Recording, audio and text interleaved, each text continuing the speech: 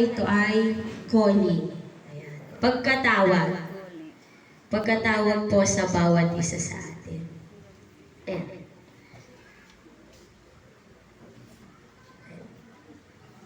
Kung titignan po natin, konting background lang po dun sa ating binasa. Ito po ay ikalawang sulat ni Apostol Pablo sa mga taga-Corinto. Kung papansinin po natin sa verse 4b at saka sa verse 5, nandoon yung mga nararanasan ni Apostol Pablo during naglilingkod po siya. Ayan, sa mga misteryong ginagawa niya. Naranasan niyang tiniis ang kahirapan, naranasan niyang kapighatian, kagipitan,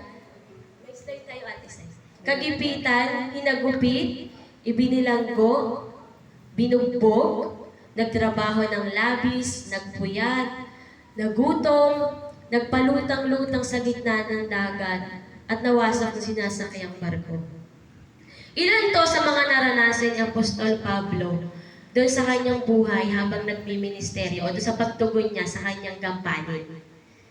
Ayan.